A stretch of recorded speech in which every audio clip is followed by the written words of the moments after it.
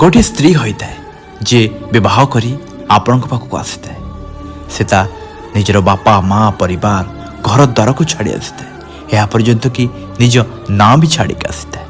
ତାର ନାଁ ନଷ୍ଟ ହୋଇଯାଏ, ତାର ଗୋତ୍ର ନଷ୍ଟ ହୋଇଯାଏ, ତାର ଜାତି ନଷ୍ଟ ହୋଇଯାଏ।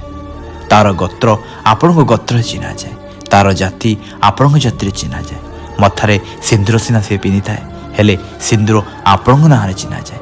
ହାତ ସିନା ତାର ହୋଇଥାଏ, ହେଲେ ହାତର ମେହେନ୍ଦି ଆପଣଙ୍କ ନାଁରେ ଚିହ୍ନାଯାଏ। ବେକ ତାର ହୋଇଥାଏ, ହେଲେ ବେକର ଥିବା ମଙ୍ଗଳସୂତ୍ର ଆପଣଙ୍କ ନାଁରେ ଚିହ୍ନାଯାଏ।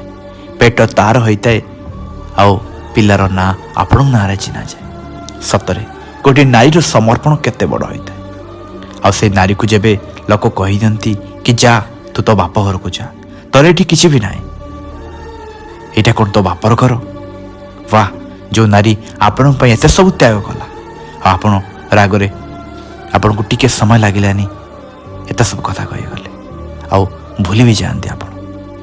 ଆଉ ସେଇ କଥା କ'ଣ ଗୋଟେ ନାରୀ ଭୁଲି ପାରିବ? ତେଣୁ ଆଜ୍ଞା, ସେଥିପାଇଁ ନାରୀର ଇଜ୍ଜତ କରିବା କଥା ତ ସମସ୍ତେ କହିଥାନ୍ତି, କିନ୍ତୁ ପ୍ରକୃତରେ ନାରୀର ଇଜ୍ଜତ କରିବା ସମସ୍ତଙ୍କ ବସର କଥା ନୁହଁ। ସମସ୍ତେ କହିପାରିବେ ନାହିଁ। ନାରୀକୁ ସମ୍ମାନ ଦେବା, ନାରୀର ଇଜ୍ଜତ କରିବା ସବୁ ପୁରୁଷ କହିପାରିବେ ନାହିଁ।